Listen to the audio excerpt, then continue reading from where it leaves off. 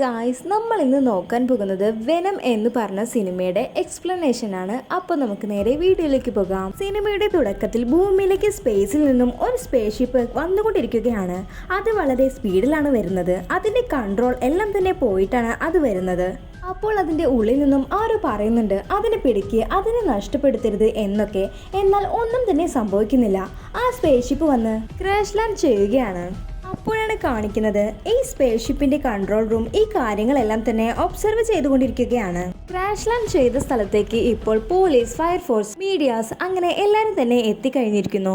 ഇതേ സമയം കൺട്രോൾ റൂമിലേക്ക് ഒരുത്തൻ വരികയാണ്. ഇവന്റെ പേരാണ് ഡ്രേക്ക്. ഇവനാണ് ഈ സ്പേസ് സ്റ്റേഷന്റെ ഓണർ. ഡ്രേക്ക് അന്യഗ്രഹ ജീവികളെ കുറിച്ചെല്ലാം റിസർച്ച് നടത്താൻ ഇഷ്ടമുള്ള ഒരാളാണ്. അങ്ങനെ അവൻ വന്നിട്ട് എന്താണ് സംഭവിച്ചത് എന്ന് ചോദിക്കുകയാണ്. അപ്പോൾ അവിടെയുള്ള സയന്റിസ്റ്റുകൾ പറയുകയാണ്, അവർ 3 സാമ്പിളുകൾ കൊണ്ടുവന്നിട്ടുണ്ട്. ബട്ട് അതിൽ ഒരു സാമ്പിൾ നഷ്ടപ്പെട്ടിരിക്കുന്നു. പോയവരെല്ലാം തന്നെ മരിച്ചിട്ടുമുണ്ട്. ഈ സമയം അപകടം നടന്ന സ്ഥലത്ത് കാണിക്കുകയാണ്. പോലീസിന്റെ തിരച്ചിലിൽ ഒരു സയന്റിസ്റ്റിനെ മാത്രം ജീവനോടെ കിട്ടിയിട്ടുണ്ട്. അങ്ങനെ അവർ അയാളെയും എടുത്ത് ഹോസ്പിറ്റലിലേക്ക് ആംബുലൻസിൽ പോയിക്കൊണ്ടിരിക്കുകയാണ്.